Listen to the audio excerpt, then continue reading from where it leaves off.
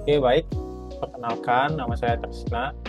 Di sini saya akan menjelaskan penerapan Google Colab ya untuk mengolah RFM berdasarkan data Excel. Ini ada data penjualan di sini. Oke, langsung saja kita mulai. Pertama, yang kita lakukan itu adalah import library ya. Import library ini tujuannya nanti untuk memudahkan kita mengolah datanya ya. Dan untuk memudahkan kita juga nanti ada diagram pie chart yang akan kita buat, memudahkan operasi penjumlahan penghitungannya juga nanti dari data sendiri.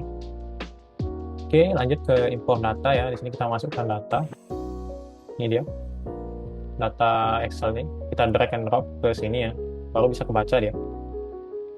Nah, di sini kita ingin ambilkan data hand untuk membuktikan apakah data kita sudah masuk. Oke, lanjut. Ini kita cek tadi di sini ada iPhone, Dyson, Levi, DaVinci, Neutrogena ya. Cek. Di sini ada iPhone, Dyson, Levi, DaVinci, dan Neutrogena, berarti data kita sudah masuk. Langsung saja di sini kita tahap selanjutnya itu membersihkan data ya. Kita cek data. Nah, saya disclaimer dulu, ini sebenarnya ini sudah keganti ya. Seharusnya di sini di date ini adalah objek ya. Dan di unit price ini bukan float ya.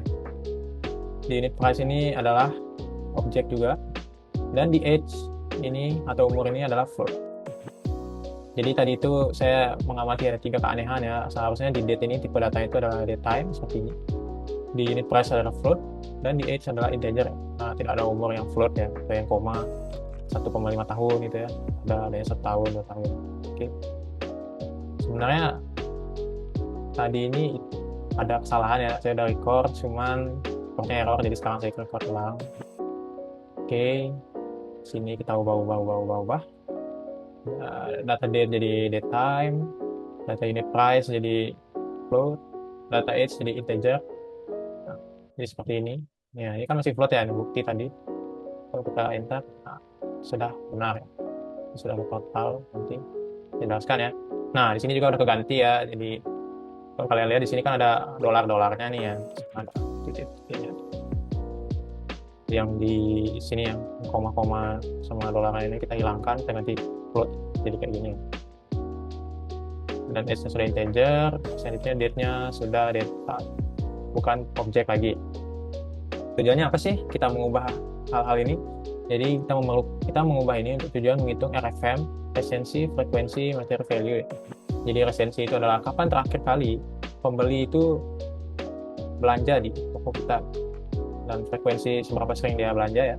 Selanjutnya ada monetary value atau seberapa banyak uang yang dia habiskan di toko kita. Oke, lanjut. Saya pakai ibarat aja ya kita ya, biar nggak bingung. Selanjutnya di sini kita ingin mengecek data kosong. Setelah di print ya. Di sini kita menemukan bahwa ada di sini terdapat 5 data kosong ya. Kita cek di sini. Di bagian sini ada 5 data kosong ya. Tapi tidak masalah karena RFM itu tidak memerlukan age atau umur ya untuk menghitung nilainya gitu. Yang diperlukan itu adalah ada date, ada customer ID, dan ada total ya.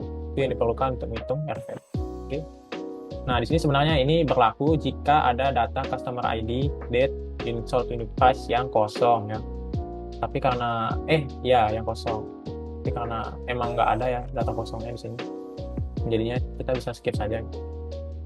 Oke, kita bisa lanjut ke pembuatan RFM ya. Di sini kita akan grouping dulu ya, ada bagian apa saja sih yang akan kita gunakan. Jadi yang kita gunakan itu adalah date. Di sini kita pakai date untuk menghitung resensi, pakai total ya untuk menghitung monetary value, dan kita memakai lagi satu, ada customer ID ya. Total itu tadi untuk monetary value juga dan untuk frekuensi juga gitu. Oke, lanjut sebentar ya. Di sini kita mengambil date customer ID total ya. Customer ID ini juga nanti fungsinya buat mengelompokkan gitu ya, kategori pelanggan, yang mana sih pelanggan yang sering belanja, yang mana pelanggan yang jarang belanja atau tidak pernah belanja, atau cuma sekali doang belanja di toko kita terus menghilang gitu ya. Ini fungsinya customer ID untuk mengetahui hal tersebut. Selanjutnya di sini kita rename ya, date-nya kita ganti jadi resensi, customer ID kita ganti frekuensi, total kita jadi monetary value. Oke, customer ID untuk frekuensi. Saya revisi omongan saya barusan. Oke, terus kita describe di sini kita mengambil 10 data teratas. Enggak, kita deskripsikan di sini ada count, ada rata-rata min, CD, min, max. Oke. Ini buat ringkasan aja sih sebenarnya mendeskripsikan RFM kita. Selanjutnya di sini ada pembagian kategori RFM ya. Jadi di poin di rentang 1 sampai 20 gini dapat skor berapa gitu ya, 20 sampai 20 skor berapa dan seterusnya. Sini kita mengambil ada 5 rentang ya. Di tiap-tiap resensi, frekuensi dan meter value. Baik, selanjutnya di sini kita ngambil range-nya itu dari berapa sih yang kita ambil gitu ya. Kita ambil dari 1 sampai kurang dari 6 di sini ya. Kayak kita tulis 6 bukan 5 gitu. Jadi kita akan mengambil range-nya itu sampai 5 saja ya. Di sini RFM ini buat nanti dikurangin ya skornya itu buat rankingan. Soalnya kan RFM ini kayak kan terakhir kali kita belanja tuh berarti semakin bagus gitu kan skornya tinggi. Jadi kita melakukan ini ya. Oke, selanjutnya di sini kita print R-score, dan M-score. Muncul RFM-nya, kita mengambil data 10 data teratas saja. Ini bisa kita lihat ya skor-skornya. Masukkan customer ID-nya. Selanjutnya kita bisa lanjut ke tahap selanjutnya. Di sini kita membuat diagram pie chart. Oke, sini kita X-nya itu kita mengambil atau sumbernya itu kita mengambil ada dari R-score, dan M-score ya, itu saja. Nah, di sini masuk ke proses pembagian segmentation atau cluster-clusternya. Gitu. Cluster itu apa sih? Nah, saya spill dikit ya. Ini ya cluster ya pembagiannya kayak 1, 2, 3, 4, 5. Jadi diperlukan kode-kode ini untuk membuat clusternya. Oke. Sebentar. Oke ya. Sini. Dan hasil yang kita dapatkan dari cluster summary, kita di sini membuat 5 cluster ya. 1, 2, 3, 4. Nah, selanjutnya di sini kita masuk ke tahap proses pembuatan pie chart-nya.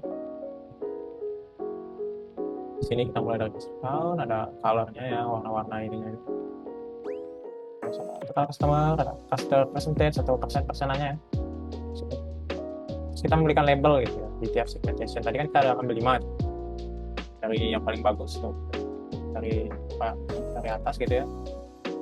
Paling atas itu ada champion atau power shopper, ada loyal customer, ada recent customer, ada at risk customer, dan ada lost customer. Selanjutnya di sini kita ada percentage customer ya, count sebagai customer ke 1 sih, persennya di sini ya. Selanjutnya di sini kita akan membuat pie chart-nya. Sebenarnya ukurannya ada berapa? Ya. Tidak apa saja yang ingin ditampilin ya, percentage, label, ada strategi, ada auto pick, dan ada title-nya ya, atau judulnya. Di sini ada customer sales, legend ini ada keterangan ya, keterangan yang ada di sini ya. Itu nah, ada access people, ada potential menampilkan dari ini. Bisa kita lihat di pie chart ini ya, kita bisa mengambil kesimpulan bahwa data penjualan di Excel ini berarti bagus gitu ya. Kenapa sih kita bisa bilang bagus? Karena di sini kategori champion atau power shopper di sini paling besar ya dibandingkan kategori lainnya. Sedangkan kita pasti pengen dong kategori champion ini paling tinggi ya. Makanya toko kita ini mempunyai banyak customer yang setia. Nah, diikuti customer loyal juga, dengan recent customer, at risk customer, dan paling bawah ada lost customer. Oke, segitu aja sih dari saya. Terima kasih sudah menonton video ini ya. Saya tutup dengan Pak Mas Santi. Sampai jumpa di kesempatan selanjutnya.